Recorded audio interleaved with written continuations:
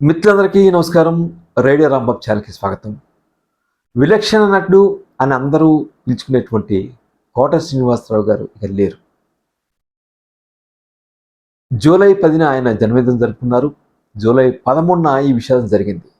Telugu cinema పరిశ్రమలో రాజనాల, సత్యనారాయణ, రావు గోపాలరావు, కొంతవరకు నూతన ప్రసాద్ వీళ్ళ తర్వాత ఆ ఒరవడిని ఒక వాచకంతో, ఒక స్పష్టమైనటువంటి ఉచ్చారణతో కొనసాగించింది కోట శ్రీనివాసరావు గారు.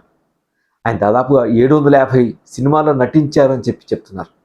అదేమో కానీ 85 నుంచి 2005 దాదాపుగా ఒక 25 సంవత్సరాల పాటు ఆయన కనీసం సంవత్సరానికి ఒక 25-30 చిత్రాల్లో నటిస్తూ ఉండేవాళ్ళు.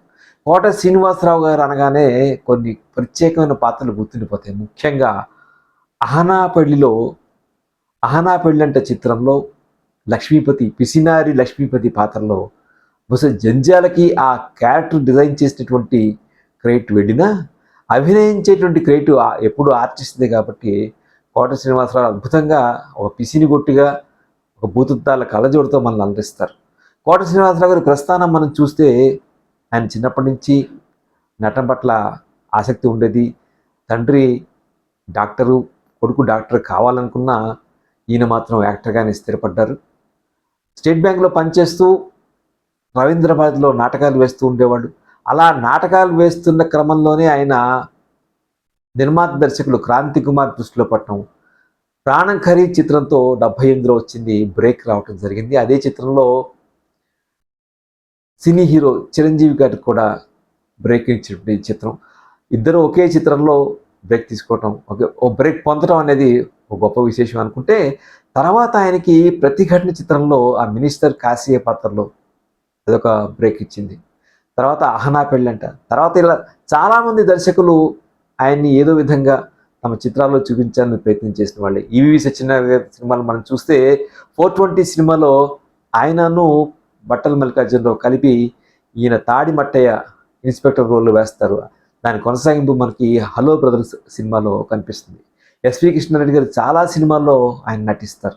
రాజేంద్రుడు, గజేంద్రుడు ఇట్లా చాలా సినిమాల్లో ఆయన నటిస్తారు.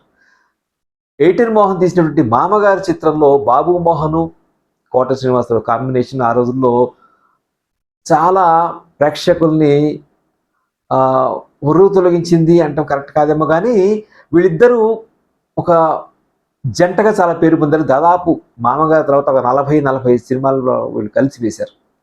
అలాగే త్రివిక్రమ్ సినిమాల్లో కూడా మనం జులై సినిమాలో కానీ, అత్తారింటి దారిది కానీ, సన్ ఆఫ్ సత్యమూర్తిలో కానీ ఇట్లా ప్రతి డైరెక్టర్ కూడా ఆయనకి ఏదో అవకాశం ఇచ్చిన వాళ్ళే మనకి కనిపిస్తారు. ముఖ్యంగా హీరో వెంకటేష్తో ఆయన ఎక్కువ సినిమాలు నటించారేమో అనిపిస్తుంది. గణేష్ అనేటువంటి చిత్రంలో ఆయన చాలా భయపెడతారు. ఒక మినిస్టర్గా, ఆరోగ్య మంత్రిగా ఉంటూ విశ్వరూపం ఆ సినిమాలో కానీ మనకు కనిపిస్తుంది. కోడి రామకృష్ణ దర్శకత్వంలో వచ్చే శత్రువు సినిమాలో థ్యాంక్స్ అనేటువంటి ఆయన ఒక మ్యానరిజం మనకి చూపిస్తారు. ఇట్లా కోట శ్రీనివాసరావు ఆయన నటించిన సినిమాలు ఎన్నెన్నో ఉంటాయి. రాజేంద్ర ప్రసాద్ ఆయన కాంబినేషన్గా వచ్చేవి, శ్రీకాంత్ ఆయన ఒక కాంబినేషన్, బాబు మోహన్, బ్రహ్మానందం, కోట శ్రీనివాసరావు కాంబినేషన్, రాజేంద్ర ప్రసాద్, కోట శ్రీనివాసరావు కాంబినేషన్, ఇట్లా అనేక మంది నటుల కాంబినేషన్లో ఆయన నటించిన పాత్రలన్నిటికీ కూడా ఎంతో పేరు వచ్చింది. అంటే రావు గోపాలరావు, సత్యనారాయణ, రాజనాల వీళ్ళతో పోలిస్తే ఈయనకి ఒక ప్రత్యేకమైన అడ్వాంటేజ్ నాకు అనిపిస్తుంది. ఈయన డైలాగ్స్ చెప్పే తీరు, రామ్ గోపాల్ వర్మ గుర్తు చేసుకోవాలి. డైలాగ్స్ చెప్పే తీరులో కోట శ్రీనివాసరావు గారికి ఒక ప్రత్యేకమైనటువంటి ఒక ధోరణి మనకి కనిపిస్తుంది. శివలో మాచిరాజు పాత్ర కానీ, తర్వాత గాయం చిత్రంలో గురునారాయణ పాత్రలో ఆయన తెలంగాణ భాషను పలికించడానికి ఆయన ప్రత్యేకమైన ఎఫర్ట్ పెట్టి నేర్చుకుని నేను తీవ్రంగా ఖండిస్తున్నా అనేటువంటి ఒక మాట చెప్తారు ఆయన. ఇవన్నీ కూడా అలాగే మనీలో భద్రం బీ కేర్ఫుల్ బ్రదర్ అనేటువంటి పాటగా ఆయన అభినయించిన తీరు కానీ, మనీలో ఒక కామిక్ విలన్గా ఆయన రకరకాల మాడ్యులేషన్తో ఆయన చెప్పే డైలాగ్స్ ఇవన్నీ కూడా అంటే ఎట్లాంటి పాత్రలైనా నటిస్తారు. వెంకటేష్కి నటించినటువంటి ఆడవారి మాటలకు అర్థారే వేరులో ఆ పాటలో వెంకటేష్ తండ్రిగా నటిస్తారు. అంటే ఓ తండ్రి కొడుకుల మధ్య ఉన్నటువంటి బంధాన్ని వాళ్ళిద్దరు నిజంగా చాలా బాగా చూపిస్తారు ఆ సినిమాలో. దురదృష్టవశాత్తు కోట గారి అబ్బాయి 2010లో ఒక రోడ్డు ప్రమాదంలో మరణించిన తర్వాత ఆయన బాగా కుంగిపోయారు. ఆ తర్వాత తగ్గుతూ వచ్చే అవకాశాలు. అయినా కూడా మనకి మీకు గుర్తుండే ఉంటుంది 'గబ్బర్ సింగ్' సినిమాలో 'మందుబాబులం మేము మందుబాబులం' అనేటువంటి ఒక పాట కూడా ఆయన పాడారు. ఇట్లా చేసిన ఏ పాత్రనైనా సరే ఆయన ఒక ఇంటర్వ్యూలో చెప్తారు, ఆ ఒక్కటి అడక్కొని రాజేంద్ర ప్రసాద్ యాక్చువల్గా రావు గోపాలరావు, యువి సత్యనారాయణ కాంబినేషన్లో వచ్చిన సినిమా ఒరిజినల్గా ఆయన్నే సంప్రదించారు. కానీ అప్పుడు కోట గారికి ఉన్న బిజీ దృష్ట్యా ఆయన డేట్స్ ఇవ్వలేకపోయారు. దాంతో అది రావు గోపాలరావు గారి చేత నటింపచేశారు. అదొక విషయం.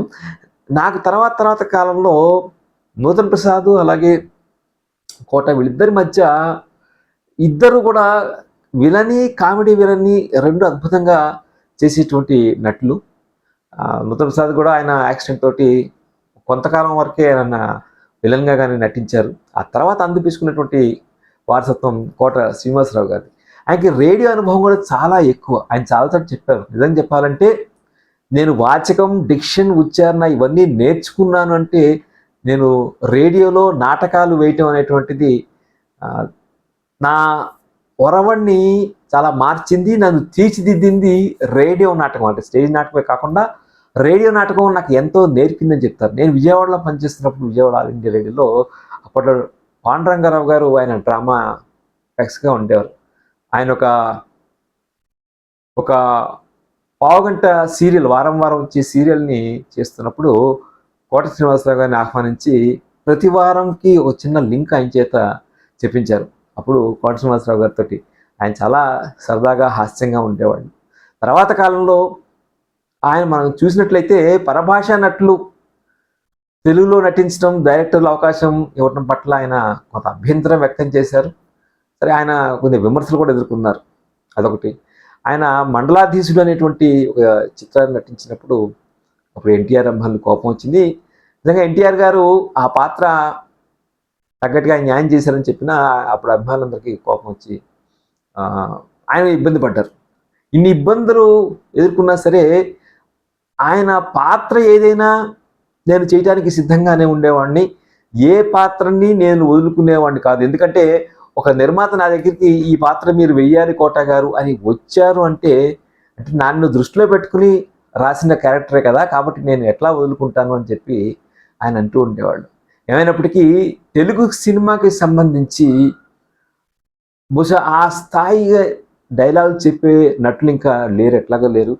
ఎందుకంటే ఒకప్పుడు నాటకం నుంచి, స్టేజ్ నాటకం నుంచి నటులు సినిమాకి వస్తుండేవాళ్ళు. బహుశా ఆ కోవలో, ఆ వరవడిలో స్టేజ్ నుంచి సినిమాకి వచ్చినటువంటి చిట్ట చివరి నటులు కోట శ్రీనివాసరావు గారు. వారు లేకపోయినా ఆర్టిస్ట్ జీవితం ఎంతో గొప్పదంటారు ఆయన. అలాగే నిజమే కదా. వారు లేకపోయినా వారి పాత్రలు చూసినప్పుడు కోట శ్రీనివాసరావు ఇంకా మన మధ్యనే ఉన్నారు అని చెప్పి మనం తప్పకుండా భావిస్తాం. వారికి వినమ్ర నివాళి సమర్పిస్తూ నమస్కారం.